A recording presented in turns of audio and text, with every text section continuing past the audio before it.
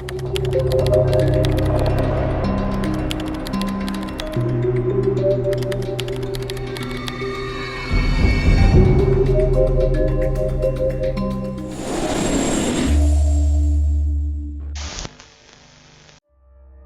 was the quiet dawn of November 9th, 2005 in Robinson, Texas.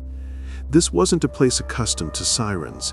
It was the kind of peaceful, close-knit town where life moved at a gentle pace, just south of Waco. But at exactly 6:11 a.m., that tranquility was shattered by a single urgent 911 call. The woman on the line, Darlene Gentry, was far from hysterical. Her voice, instead, was startlingly composed as she reported a horrific scene inside her home. The back door was wide open. Her husband, Keith, was in bed, covered in blood, barely breathing, with a sickening pink foam bubbling from his mouth. She reported that some of his guns were missing, painting a chilling picture of a home invasion turned fatal. That single call, so calm yet so urgent, would not only introduce a devastating tragedy to this tight community, but it would also open the door to a dark tale of betrayal, calculated deception, and the terrifying chasm between a perfect image and a desperate reality. This is the story of Darlene and Keith Gentry, a seemingly perfect marriage built on love and promise, which ultimately ended in profound tragedy. To the world, Darlene Gentry was the epitome of a Central Texas dream. Born in 1974, she was the beautiful, radiant middle child, remembered by all as disciplined and effortlessly charming. Known by classmates and teachers alike as the Texas Beauty Queen, even without an official crown, she possessed a dazzling smile and a natural charisma that put her at the center of every event. She was a young woman on a clear path. Keith Gentry, born the same year, was her quiet anchor. Raised in Robinson, he was defined by reliability, a kind heart, and the soul of a provider. He didn't seek the spotlight, he simply did what was necessary without complaint. After meeting in college, their connection was immediate. Their families expected a wedding. Yet, like many young couples, their timelines didn't align. They separated for a year, a painful break that Keith in particular struggled to overcome. But fate, as it often does, brought them back together. In 1999, they reunited, married, and bought their first home. They were the ideal couple. Keith worked a stable, high-paying job as an engineering assistant, while Darlene, driven by ambition, returned to school to fulfill her goal of becoming a registered nurse. They had everything, including a home conveniently located right next door to Keith's supportive parents. By 2005, the Gentry family was complete with 3 beautiful boys: Chase, born 2001, Cody, 2004, and Cade, 2005. They had the attractive family, the well-kept home, and the image of a life rooted in stability and deep family support. But beneath the flawless surface, the pressure was mounting. Keith's high-paying job required frequent travel, leaving Darlene to manage the chaos of 3 small boys and a demanding nursing career, alone. In a move born out of self-sacrifice and devotion, Keith traded his higher-paying, travel-heavy role for a lower-paid desk position to be closer to home. He chose family over ambition, stability over status. This decision, made out of love, came at a heavy cost. The reduction in income strained their finances, and Keith grew increasingly frustrated by a job he found unfulfilling. Meanwhile, Darlene, accustomed to her image and lifestyle, reportedly refused to adjust her spending. Their pristine home, her hosting duties, and her purchases became a source of constant, simmering friction. Keith felt trapped and resentful, while Darlene seemed to feel her ambitious life was being slowly choked by his domestic demands and their shrinking budget. Though friends noticed the tension and emotional distance, there was no talk of divorce.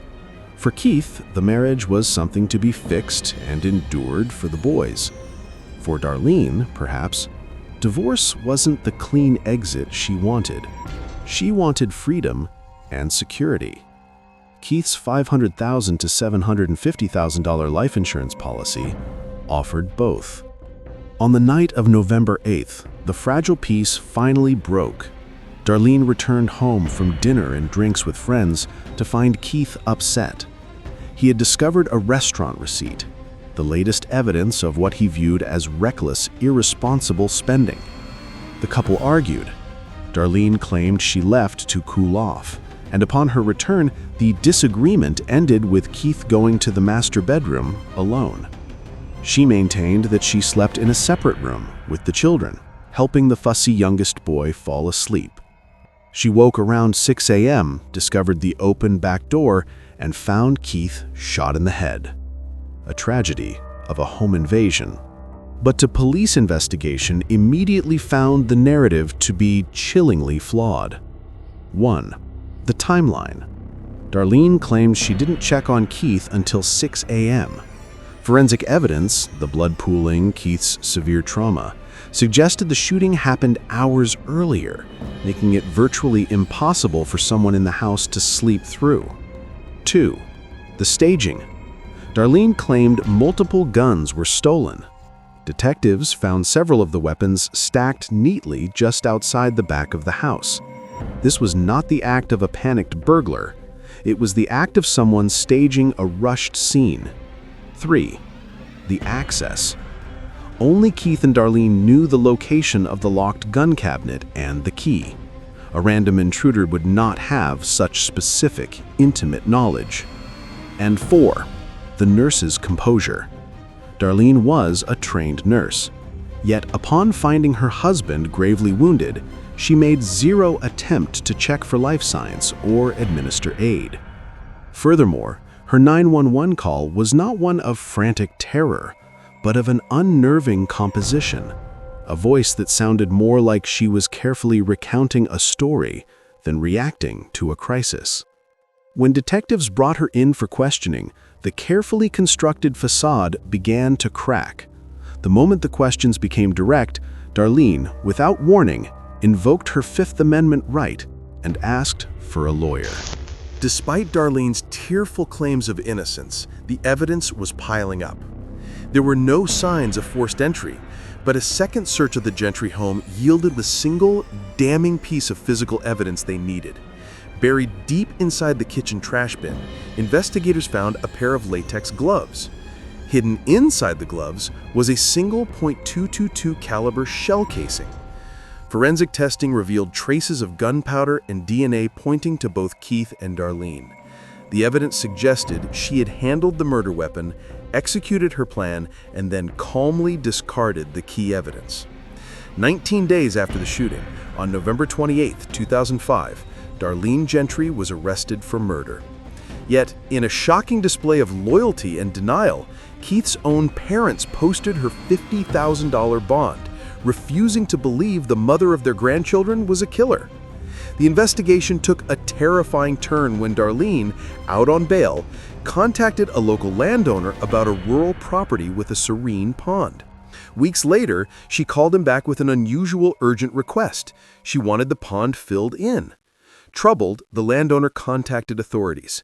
Detectives drained the pond and confirmed their worst suspicions. At the bottom, they recovered a .222 caliber revolver, the murder weapon. But to secure conviction, they needed Darlene to confess or incriminate herself further. They set a simple, brilliant trap. The landowner called Darlene, stating he was preparing to drain the pond completely before filling it, ostensibly to check for any contaminants. The next day, surveillance cameras watched as Darlene Gentry arrived at the remote property. Dressed in waders and carrying a rod, the former Texas beauty queen quietly stepped into the water and began poking the pond bed at the exact spot where the police had already retrieved the gun. The calculated nature of her crime was now undeniable. She was actively trying to destroy the last piece of evidence. In February 2007, 32-year-old Darlene Gentry stood trial. The prosecution presented a case centered on the surveillance video. Darlene in the pond, trying to recover a weapon she claimed to know nothing about. It was the moment that shattered her defense and the perfect illusion she had spent her life cultivating. The gloves, the staged burglary, the contradictory timeline, and the cold calculation all pointed to one conclusion. On February 8, 2007, the jury delivered the verdict: guilty of first-degree murder. Darlene Gentry was sentenced to 60 years in prison. The motive was financial security and the freedom from a life she had come to resent. Her quest for freedom and money cost her both. Darlene has since been prohibited from having any contact with her 3 sons, who were granted permanent custody by Keith's parents, the same couple who once stood by her side. Keith Gentry was a man who chose family above all else. His quiet strength, his devotion, and his self-sacrifice became the tragic foundation of his own murder. He leaves behind 3 young boys, who now grow up knowing their mother chose a fatal script over an honest conversation, a life insurance payout over the man who loved them most.